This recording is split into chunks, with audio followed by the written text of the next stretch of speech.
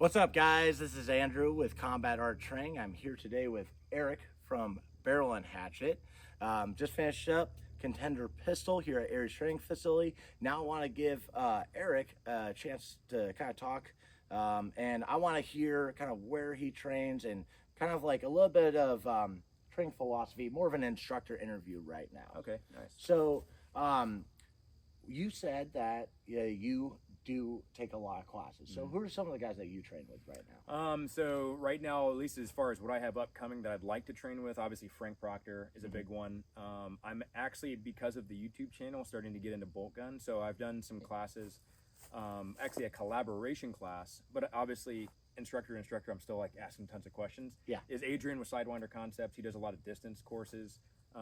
Philip Vallejo with the bolt gun type of content. He is really good with that. So he's obviously one I really want to kind of gleave off of for the future. But yeah, I think it's like the Frank Proctors, the Ben Stogers, obviously all the guys that we know. Yeah. Is getting, hopefully finding the time to be able to take some of their classes this year, because I know they're high demand. But. Yeah. Now, well, who are some of the guys that you have already trained with that were a big impact for you? So I would say Jeff Cramblett had a huge impact on me early on. He was a grandmaster, shot with the Jerry Michlicks of the Dem. So he actually did a lot of huge stuff in USPSA. So really gleaning off of him, and there's actually things from his classes that I still am pulling out of the toy chest. Like, I wasn't ready for that, but I think I am now, so let me try practicing that. He's been a huge influence in my life in terms of training. There's also Phil DeGroff from Vigor Training. So he does a lot of white paper studies. He's a law enforcement officer, but he's the one that does a lot of force on force type stuff, along with performance. So his stuff has been huge. Have you done his force on force? I have. So I've done his red dot pistol has a force on force component. Oh, sweet. His vehicle courses also have force on force. So really awesome instructor. Does a really, I think as far as the shooting side and the instructing side, I've gotten so much off of him, just of like methods and techniques that, there's people who can shoot, but they can't teach. Or there's people who can't shoot and try to teach. You know what I'm saying? So it's like he's able to do both, and that's been huge for me, especially as a teacher.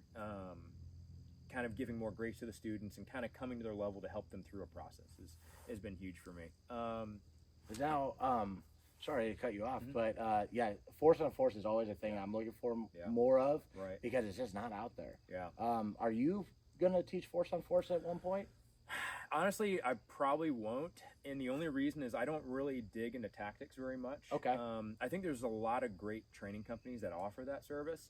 It's just, it's such a fluid thing, and you have to constantly keep up with it, that it's just like, if you're not running or staying up to date in that, like, you become outdated very, very quickly. And so it's one of those things where, to be honest, and maybe I'm wrong, but I feel like there's a lot of drama also in the tactical training world. Okay, so let me cut you off there. One of the reasons why I wanted to train with Barrel and Hatchet is because of that. The gun community, which I'm not a part of it. I'm out. I'm something else, but it's like guys will tear each other apart over semantics.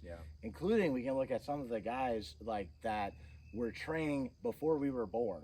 And they'll say one thing like, I don't like red dots on a pistol. And everyone will try to tear them apart. It's like, dude, you guys even know what he did for us?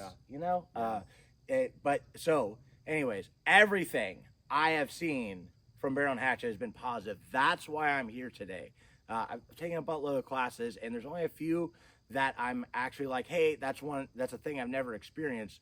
I came here because of the message they have, and we'll get more into that. But sorry, I just had to put that out. No, that's great. Yeah, no, I'm the same way. I lived on the military side, being in, and as a vet, like the toxicity that's just permeates all of that is just so overwhelming, and just like, I don't have time for it. Like, I literally just don't have time for it. And so I just like, the reason I like performance is because like, you can do it or you can't. Like, one of the two. So it's either perform right now versus trying to get into theory. And there's a lot of guys that are really good at it. And so it's just like, I'm going to let them, do that and just kind of push people, or at least train people on their performance, to where if they took a tactical course, they will get a lot out of it. It is funny too, because like, one of the things I've started saying is I think performance is a tactic.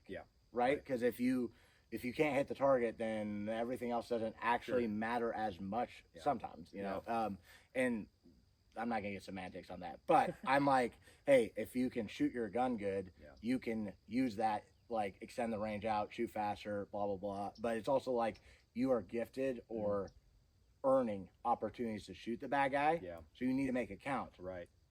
Yeah. I mean, I think it's also to your point. It's one of those things where if as a student myself.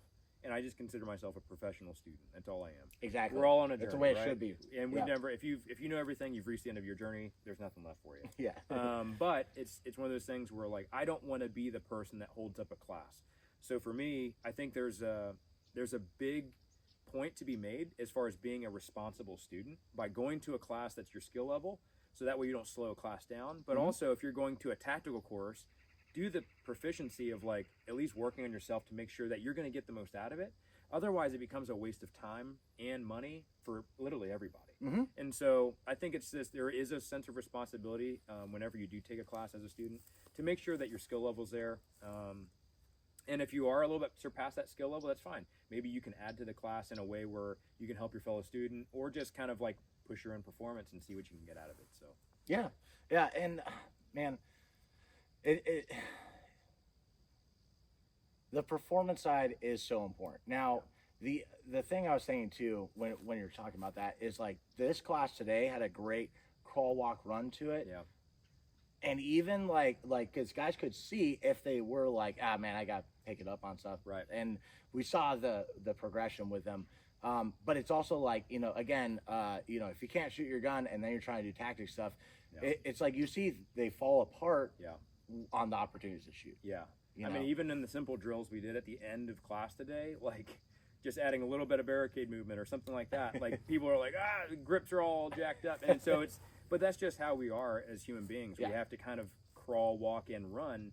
But what I like about that is sometimes maybe from the military perspective of letting you fall apart a little bit. Yeah. So that way you have a ton of different training points to work on. Yeah. And that way you have a lot you can digest later. So, I think there's some instructors that let people fall apart too much to where it's like there's negative training, you don't really get anything out of it. You got beat up the whole time.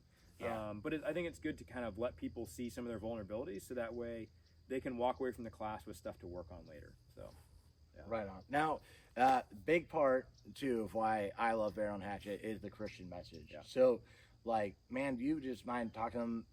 You don't have to tell a full story or anything, but just kind of like a little bit about why you're passionate about it. Sure. I mean, so usually every class I'll tell my testimony. I don't talk about it online. And the reason for that is because I want to be able to personal level with people. And before, I had to walk with the Lord, I was always using people as a stepping stone. Like, hey, you're an ends to a means. Let me see what I can get out of you in terms of like whether that's, helping me reach my goals of being a better trainer or, you talk good about me. And so I get, inflated from that for my ego, whatever, all those things. And at the end of the day, like that is using somebody to satisfy your means. Right. And so, when I end up having a huge ego problem and a huge pride problem all my life, that, that was a big turning point for me is God saying, hey, this isn't about you. And also, it was honestly a convicting thought that I believe it was the Holy Spirit, was him saying, I gave you this platform. I gave you this ability to do these things that I made you to do because I do believe that God designs us to do things that we're passionate about. There's a reason why we're drawn to certain things because he made us that way. You're drawn towards designing things or going outdoors or doing shooting or, maybe you're into cars, whatever, but God designed you that way. Yeah. He just wants you to use it for him. And so I was using all of that for me. I was using all of these things that he entrusted me with, this platform and all that, to glorify myself. And he's like, no, I gave this to you to use for me, to be able to bring people to me, to bring hope. And I had a hard, time in the military side and, my own personal life, like just so many hard knocks that I did that just really kind of broke me down. All right, we're getting interrupted. Let's cut real quick. And so, it took me chasing after my own goals, my own aspirations, trying to find identity in earthly things. That kind of broke me down to a point where I ended up coming back to the Lord because he never left.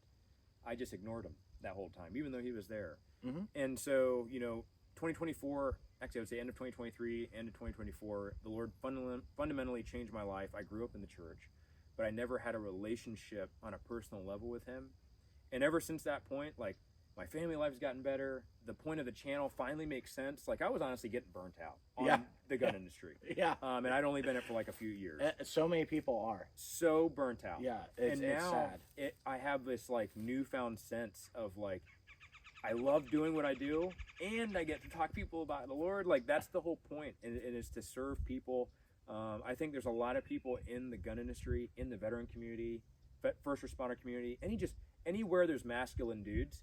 Yeah. There's this facade. It's a mask of like, hey, how's it going? Oh, living the dream. Yeah, I'm doing good. You know what I'm saying? Like, but we put this mask up, but behind closed doors, you're like literally falling apart. Oh yeah. And you know, I was that way, putting up this mask, and behind closed doors, I was falling apart. And I think it's important for people to understand, like, hey, there's a place where there's people like me. There's people going through the same stuff I'm going through. I'm not alone in that. And I think that's important, and that's honestly the point of Barrel and Hatchet, is to provide a message of hope in a place where ego is just so overwhelming, but also provide an outlet for people who are broken that need a savior, like I did, you know. Yeah. So, yeah, Barrel and Hatchet's gotten a huge, renewed, found mission set and a huge burst of energy from me. The Lord took my burnt out, you know, self and was like, "No, I'm going to fill your gas tank, and you're going to do it for me." And it's been so fulfilling. It's been legit. Dude, I love it. And like, again, it's like that positive message, and like you were talking about earlier, serving. You know, like that was the stuff that made me like really want to come here. It's like, you know, like we see all the crazy stuff in the gun community, and it's like I'm trying not to just partake in any. But what I am trying to find right now is the guys like you. Yeah. The guys that are serving, that have a good message, and it's like really impressive a group of alumni you have too. Wow. Yeah. Like that's something that you should be really proud of. Wow. Hearing them talk, I'm like, yeah, this is awesome. Like, guys, you need to take a Barrel and Hatchet class, unless you're not a positive personality. don't come. Like only cool people allowed. Yeah. But yeah, man. So thank you for this. Is there anything you want to leave them with that we haven't mentioned? Yeah, I mean, if you guys want, you can go check out the YouTube channel, Barrel and Hatchet.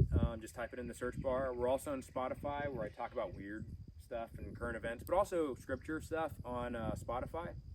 What should they listen to first on Spotify? Say that one more time. What should they listen to first? I would say the episode that kind of changed everything for us was episode 28. So go listen to episode 28 and then start from there.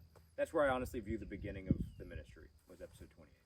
Awesome. Well, again, thank you so much, guys. Training with Barrel and Hatchet. I'm gonna put links in the description. Thank you for watching. Keep fighting communism, and remember that train saves lives.